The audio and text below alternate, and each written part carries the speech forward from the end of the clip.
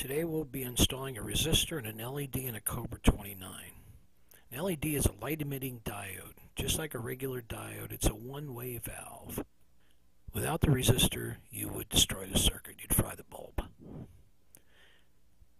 Here's an example of a circuit showing from the battery through the resistor, through the LED back to ground.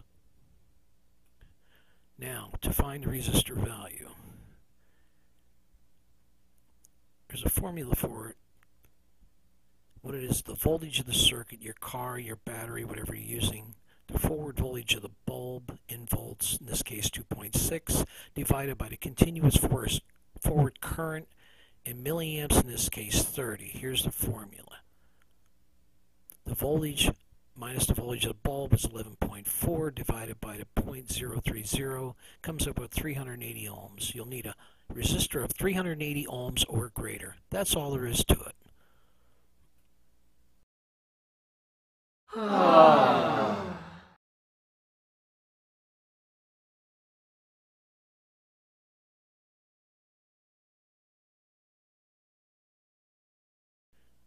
Now we'll remove the old bulb and put the new bulb in. Resistor first. We get the speaker off. Now we got to get the bulb out. A lot of times you'll be able to get it out, but sometimes you'll find somebody glued it in, super glued it in. Sometimes it's easier to take the holder out, or just at least remove one of the screws and move the plate out of the way. That way you can fish it out.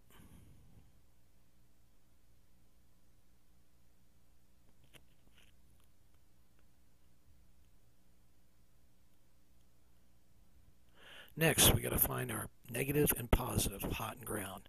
What I did is I took a black marker and marked the one wire, or you can use a black wire. Here's where the resistor will go to the lead, and it'll go into the board. So let's remove these two wires from the other side. Now we got to make sure every radio is different. One's hot and one's ground, or positive and negative. How do we find out? Put the multimeter to the ground, test the hot, and there's your hot. The other one doesn't light, so it's ground. A lot of times the boards are marked negative and positive. Sometimes you got to figure it out. Alright, what we're going to do is prep the bulb. Not much heat, real quick. Solder the black lead to the short lead with the flat side. The red side goes to the other. You can heat shrink them, or just slide them back in the bulb holder and make sure the leads are short and they don't touch.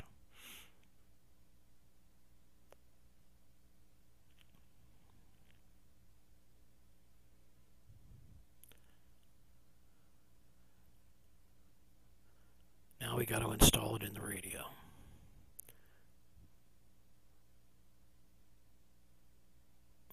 First, we're just going to solder the black lead, or the wire that you marked black, from the short lead.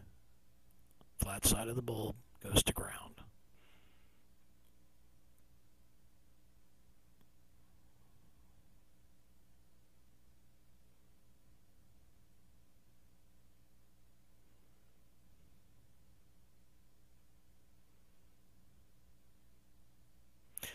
Please make sure you unplug your radio before you do this.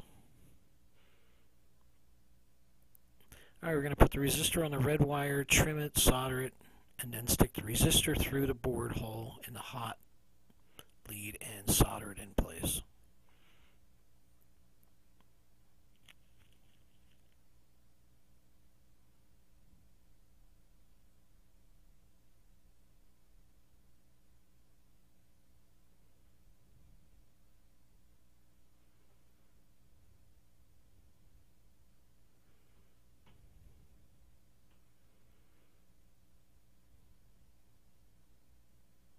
Okay, next step, does it work? Let's make sure it works before we stick it back into the meter. Turn it on, it should light. You can experiment with different size resistors to get it down, or there's a reflective. This is the one we used. I installed one next higher up in resistance. It dims the bulb a little bit, makes it a lot easier takes away some of the glare at night.